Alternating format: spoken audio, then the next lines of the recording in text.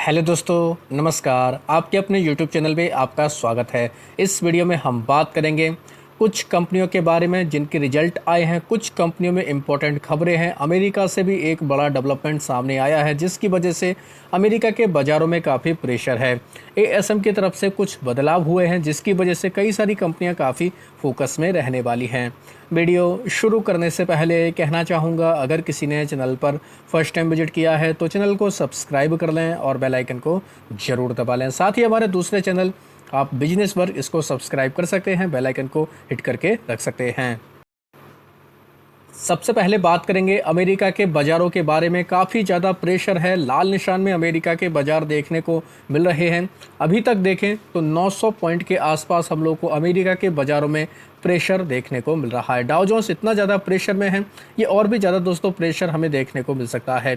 Nasdaq की अगर बात की जाए, यहाँ पर भी सबसे ज़्यादा हमें दिक्कतें देखने को मिल रही हैं।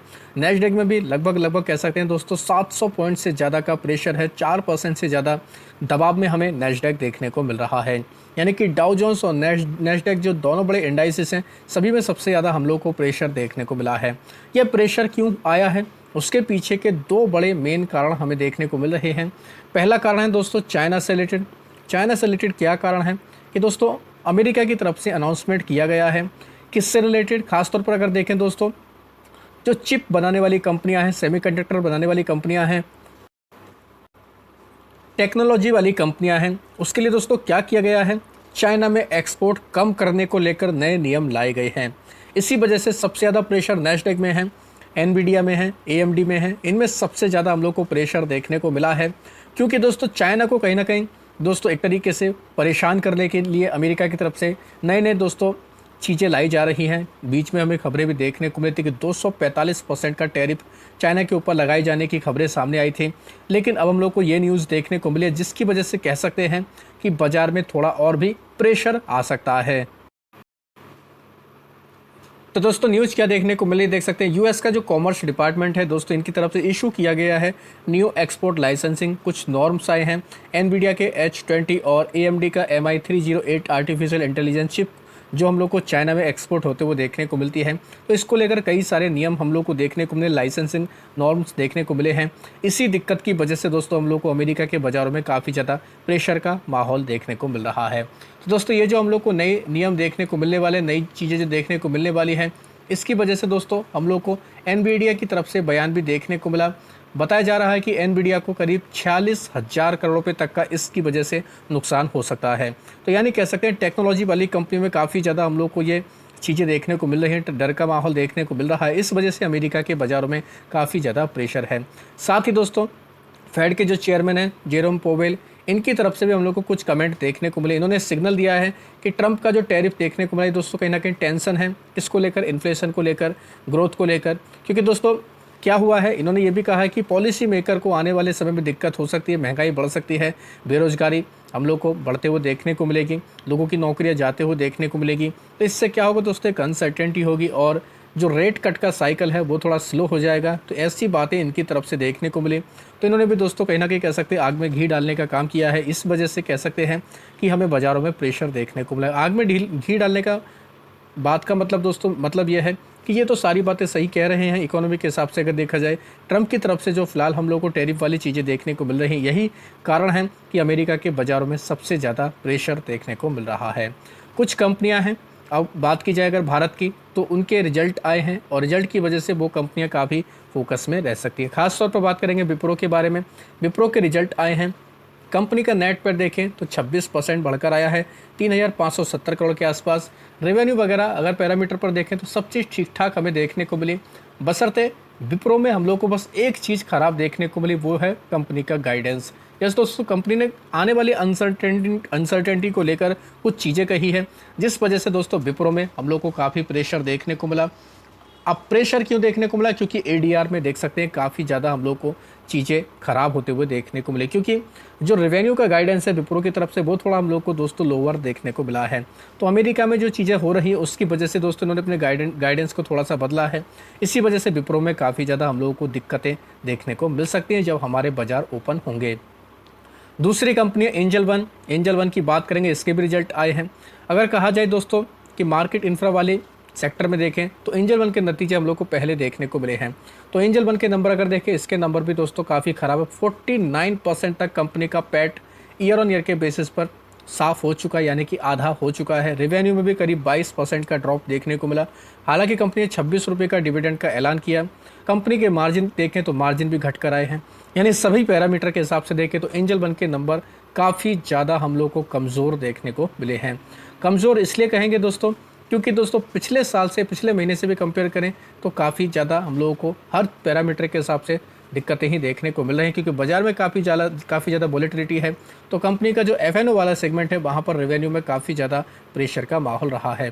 तो एंजल वन के साथ साथ चाहें तो आप CDSL, इन्हीं के साथ साथ BSC, 5 पैसा कैपिटल और मोतीलाल ओसवाल फाइनेंशियल, इन सभी कंपनियों के ऊपर नज़र रख सकते हैं जो खासतौर पर ब्रोकिंग सेक्टर में कंपनियां काम करती हैं। इनके अलावा बात करेंगे दोस्तों IRFC के बारे में। इसमें हमें एक अपडेट देखने को मिला। IRFC को इंटरिम रिलीफ मिली है। 230 करोड़ रुपये का GST का जो डिस्प्यूट देखने को मिल रहा था, कोर्ट का ऑर्डर आया है हम लोग को। तो कहीं ना कहीं कह सकते हैं IRFC के लिए एक अच्छी खबर है। इसकी वजह से ये कंपनी थोड़ा सा बाजार में खबरों में देखने को मिल जाएगी। DLF की बात करेंगे। DLF में एक अपडेट देखने को मिला। कंपनी कोलकाता में ITSEZ को दोस्तों बेच रही है, सृजन ग्रुप को। कितने में? 693 करोड़ रुपये में दोस्तों ये बेचने वाले हैं। तो ये भी कंपनी की तरफ से अपडेट देखने को मिला DLF की तरफ से। अल्ट्राटेक सीमेंट की बात करेंगे। कंपनी एक्वायर कर रही है 26% की हिस्सेदारी। एक कंपनी है, सोलर पावर कंपनी है, जिसका नाम है AMPIN एमपिन C&L पावर 8 इस कंपनी का नाम देखने को मिलता है। यानी कि सोलर पावर के सेगमेंट में अल्ट्राटेक सीमेंट ये कंपनी जाते हुए देखने को मिल रही है। भेल की बात करेंगे। इन्होंने दोस्तों एक करार किया है टेक ट्रांसफॉर्मेशन को लेकर। ये दोस्तों बार्क के साथ में इन्होंने एक करार किया है। तो बार्क को लेकर आपको बताइए, बार्क तो दोस्तों हम लोग को एक तरीके से एटॉमिक रिसर्च सेंटर देखने को मिलता है। तो इनके साथ इन्होंने करार किया है, जिसकी वजह से कह सकते हैं भेल ये कंपनी भी काफ़ी खबरों में रहने वाली है। होम फर्स्ट फाइनेंस ने 1250 करोड़ रुपए का फंड रेज किया है QIP के जरिए। IPO आने के बाद ये हम लोग को फर्स्ट राउंड देखने को मिला है। कहीं ना कहीं कह सकते हैं कंपनी के लिए काफ़ी इंपॉर्टेंट अपडेट है। विजय शेखर शर्मा ने सरेंडर किए हैं 2.1 करोड़ इक्विटी। पेटीएम की अगर बात की जाए 1800 करोड़ रुपये के आसपास। ये employ stock ownership plan ESOP हमें देखने को मिला है। तो ये भी कहीं ना कहीं पेटीएम के लिए एक अपडेट सामने आ रहा है। एक कंपनी उजास एनर्जी, ये काफ़ी ज़्यादा कंपनी फोकस में रह सकती है, क्योंकि इसमें हमें एक अपडेट देखने को मिला है। अपडेट ये है कि दोस्तों ये कंपनी बोनस देने वाली है। 19 अप्रैल को इसकी बोर्ड की मीटिंग होने वाली है। इसमें कंपनी बोनस पर विचार करेगी। तो उजास एनर्जी, इस कंपनी को भी चाहें तो आप फोकस में रख सकते हैं, डिटेल में जाकर इसको स्टडी कर सकते हैं। काफ़ी इंपॉर्टेंट ये न्यूज़ फिलहाल तो देखने को मिल रही है। वहीं दोस्तों एक और कंपनी है BTM लिमिटेड। इसमें भी हमें एक अपडेट देखने को मिला है।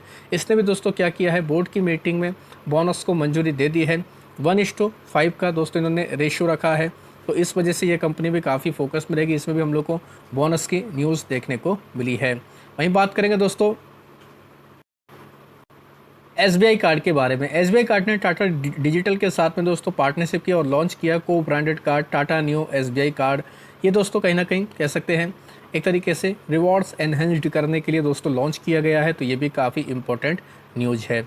आखिरी कंपनी की बात करेंगे जिसके रिजल्ट आए, वारी रिन्यूएबल टेक्नोलॉजी। काफ़ी दमदार नंबर इस कंपनी के देखने को मिले हैं। कंपनी का पैट अगर देखें दोस्तों काफ़ी ज़बरदस्त तरीके से हम लोग को बढ़ते हुए देखने को मिला। कंपनी का पैट 83% तक बढ़ा है, 93 करोड़ के आसपास, जो पहले हम लोग को 51 करोड़ देखने को मिलता था। साथ ही कंपनी की टोटल इनकम देखें तो यहाँ पर भी काफ़ी अच्छा परफॉर्मेंस रहा है, 481 करोड़ जो पहले 275 करोड़ था। हालांकि कंपनी के एक्सपेंस भी उसी के अकॉर्डिंग हम लोग को बढ़ते हुए देखने को मिले हैं। तो वारी रिन्यूएबल टेक्नोलॉजी ने काफ़ी अच्छे नंबर, दमदार नंबर पेश किए हैं, जिसकी वजह से ये कंपनी भी काफ़ी फोकस में रहेगी। कई सारी कंपनियों के हम लोग को रिजल्ट भी देखने को मिल जाएंगे, जिनके रिजल्ट आने वाले हैं कल। कंपनियों के नाम पढ़ सकते हैं। खासतौर पर बड़ी कंपनियों को देखा जाए तो HDFC AMC, HDFC life, Indo solar, Infosys, इसके रिजल्ट आएंगे। जियो फाइनेंस के भी हम लोग को रिजल्ट देखने को मिल जाएंगे। तो इन कंपनियों के ऊपर चाहे तो आप नज़र रख सकते हैं। टाटा एलेक्सी, इसके नंबर आएंगे। काफ़ी दमदार कंपनियां हमें देखने को मिल जाती हैं। अब बात करेंगे ASM लिस्ट के बारे में। शॉर्ट टर्म का सर्कुलर है, 6 कंपनी ऐड की गई, नाम देख सकते हैं। वारफ्लेक्स पॉलीफिल्म, वहीं Magellanic Cloud Limited, Paradeep Phosphate, Purple United Sales, वहीं ट्रिजारा सोल्यूशन, वेबसोल एनर्जी सिस्टम, ये कंपनियां ऐड की गई हैं।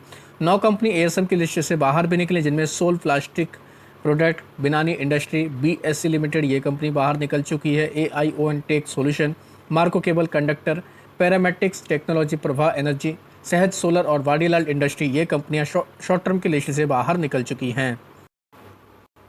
लॉन्ग टर्म के एएसएम लिस्ट की अगर बात करें, यहाँ पर 10 कंपनी ऐड की गई, जिनमें देख सकते हैं आप लोग काया लिमिटेड, वहीं मीनाक्षी टेक्सटाइल लिमिटेड, इनके अलावा रत्नभूमि डेवलपर, सप्तक केम, बरीराम ग्लोबल एंटरप्राइज, बीजे लक्ष्मी इंजीनियरिंग, इनका नाम है, रिफेक्स इंडस्ट्री और स्काई गोल्ड को स्टेज 4 में शिफ्ट कर दिया गया, तो ये कंपनी भी काफ़ी फोकस में रह सकती हैं।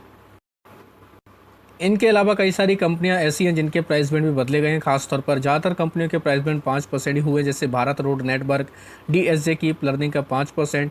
वहीं अगर देखा जाए दोस्तों, नेचुरल बायोकॉन का 5%, वहीं पिक्चर हाउस मीडिया का 5% प्राइस बैंड हुआ है। लेकिन कुछ कंपनियां जैसे सोनालिस कंज्यूमर प्रोडक्ट का 20% प्राइस बैंड हुआ है, the investment trust of India का 10%, वहीं बारीनाम ग्लोबल एंटरप्राइज का भी 10% प्राइस बैंड किया गया है। तो ये कुछ बड़े बदलाव हैं जिनकी वजह से कई सारी कंपनियां काफ़ी खबरों में रहेंगी, फोकस में रहेंगी। आप भी चाहें तो इनको डिटेल में जाकर स्टडी कर सकते हैं। तो आशा करता हूं दोस्तों आपको ये वीडियो अच्छा लगा होगा। वीडियो अगर पसंद आया तो चैनल को सब्सक्राइब कर लें, बेल आइकन को दबा लें, ज़्यादा से ज़्यादा लोगों में शेयर करें। धन्यवाद दोस्तों, बाय बाय।